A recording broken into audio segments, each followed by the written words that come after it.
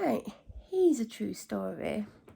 Now, who thinks there must be a reason behind why the police are singling me out, watching crime happen, actually watching evidence, refusing to allow me to make a statement or give any other evidence, then claiming they've investigated it and that they've not found anything?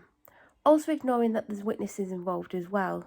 So obviously this has happened hundreds of times and they've targeted me, knowing that I'm suicidal, knowing that I'm down, a lot of it to do with them, a lot of it to do with what's happening to me, yet they keep kicking me when I'm down and kicking me and kicking me and kicking me. Knowing that I'm at my lowest, they keep attacking. Now their job is actually to protect people, especially vulnerable adults, and do all that they can to help them because that's their job. But it would appear, unless they like you or they decide, you know what, today we might actually do some work, they're not actually going to help you. They're just going to keep attacking you, knowing you're at your lowest, knowing that your physical health is really bad due to your neighbours, and your neighbours constantly harassing you, intimidating you, bullying you, abusing you in every way possible, and the police just cover it up due to the jobs of these people. Now, I will touch on this in other videos, but people say to me, like when I'm talking about it, and I don't say what people's jobs are. I just say my neighbour's doing this, my neighbours are doing that. And some people let me guess what your neighbours do for a living. Now, I'll guarantee that 80% of the people that I've guessed have actually guessed who or what they do. And some have guessed, because there's more than one lot of neighbours involved, they've got other neighbours involved. Someone said to me, I bet it's either someone who works for the NHS, someone who works in a school, or someone works in kind of a role where they're looking after vulnerable adults or children. I'm like, ding, ding, ding, all three of them. So people are actually guessing the types of people that the police would protect. So if you work for the NHS, if you work for the council, if you work in a school kind of setting, you're basically going to get away with murder. Anyway, I digress. So basically, a lot of people why the police acting like this? Surely with all these reports, all the evidence, witnesses, other people getting targeted, surely the police would do something. And then there's other people that have had things done to them on here, some quite disgraceful things by the same people. And also people are being affected by actions or antisocial behaviour, because there is antisocial behaviour. You walk through any other street, any time of the year, whether it's half term, summer holidays, weekend, bank holiday, there's nothing going on. People just getting on with their lives. They might have a couple of drinks in the house or in the back garden, but no, they stand in the street getting drunk, children running riot, etc. on this street. And there's people afraid to speak out, there's people afraid to report it because they've seen what's happened to me. And you know what? People actually report things and I get blamed for other people reporting things. I'm constantly getting accused of ringing social services. I don't ring social services, I don't need to. I've got accused of doing other things that I haven't done. And the police know who are doing these things, and they're letting me get targeted for other people making these reports. Now, if people weren't so guilty and weren't doing these things, then, they wouldn't be so bothered about these reports, because they'd be like, oh, well, I'm not guilty. But no, I always get targeted for other people's reports. I'm not the only person on this street who's had enough, and I'm not the only person on this street who is suffering because of other people's actions. And I'm not the only one on this street who knows that these people aren't liked and that people are too scared to avoid them and talk to them because they're scared of what they'll do to them. You should be able to talk to who you want and avoid who you want, but there would be consequences if you avoided certain people. I mean, it's just really weird.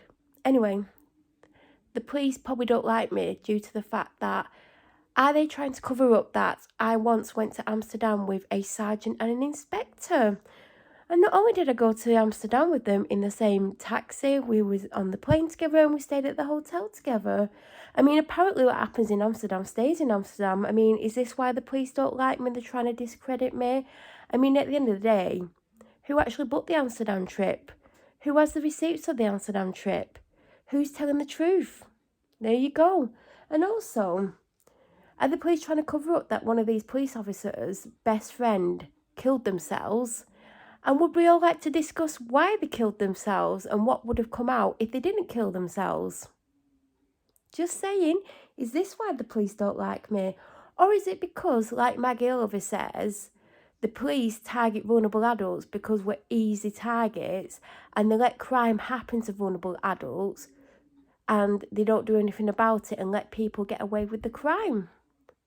Or do the police not like me because they've effed up my life, my mental health and everything else so much that I actually speak out about them? Because if you don't speak out about them, they do the same thing again and again and again to people. And I feel that people have the right to know, because as the public servants and they're meant to serve the public and protect the public, that people have the right to know who's actually doing these things, because obviously you don't want to have to deal with these kind of people, and if these names are coming up and anything happens to you, then obviously you're not going to trust them, because look what they're doing to me. They're abusing the power against someone they actually class as a vulnerable adult. They're watching actual evidence of these things happening and they let people get away with constant crime. So then the people that are doing these things to me and affecting other people and their health and lives are like, oh, well, we can do what we want because the police won't do anything. Then they'll do something worse, and then the police will be like, oh, look at the evidence. Oh, well, we're going to do nothing. And then the people that are doing it were like, oh, look, we can do this. Basically, let's just carry on and do worse things. So worse things are happening again and again and again. Crimes are being committed, and the police are like, oh, we'll give her a crime number. We'll pretend to do something about it, but then we'll tell lies saying that in her statements or whatever, well, they won't let me do my statements, but if on my online reports, Melanie's actually saying, oh, don't phone me, don't come to my house. Well, that's wrong, isn't it, PC Bent? PC Bent's been telling lies. PC Bent has been saying that in my reports online that I've been telling them not to attend my house and not to phone me, when quite the opposite is actually happening.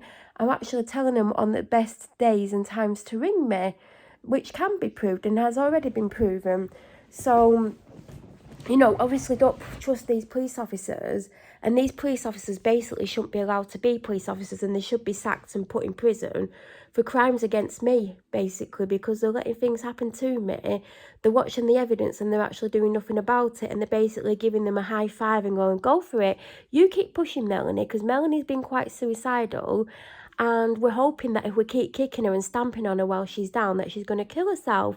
Well, what the police don't know or realise, that if I do it, all the thousands of clips of harassment, crimes, abuse, all the things that they know have reported, all the little bits of evidence, all the abuse from the police, all the nastiness from the police, all the abusive phone calls from neighbourhood team, the Chief Inspector Scott Boast when he was abusive on the phone and being nasty to me, and when I told him I was going to kill myself, he did nothing about it, and then I reported him. He's like, this is professional standards for you. So Scott Boast said, oh, well, I knew Melanie wouldn't kill herself.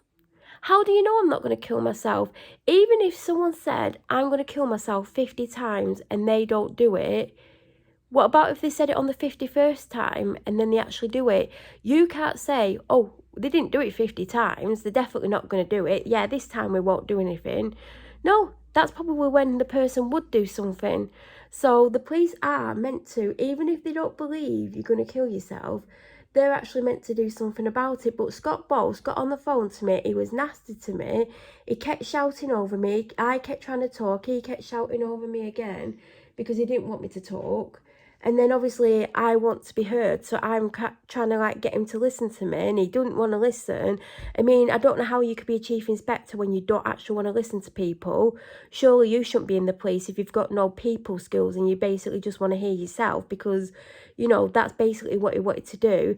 Then he told lies about me, and then I complained to Professional Standards, who refused to allow me to submit the evidence of the phone call and basically stood up for him and actually didn't do anything about the fact that he said that I weren't going to kill myself. Now, Scott Boast hadn't had any issue with me. He didn't know whether I was or wasn't going to kill myself, and they should always take it seriously. And there has been occasions when they've not took it seriously, and I don't mean me, because obviously I am alive, when people have actually killed themselves. So Scott Boast should have been made accountable for the fact that he did that. And it's like Heather Martin, she knows she's making me suicidal, yet she carries on targeting me. She should be permanently sacked. I mean, she should not be allowed to deal with people at all, because she's actually targeted me for 18 months. And when you put any kind of report in saying this or that happened to you, they're meant to respond within 24 hours, and she never responded because she knew she wasn't going to allow me to give a statement or give any evidence, because she did not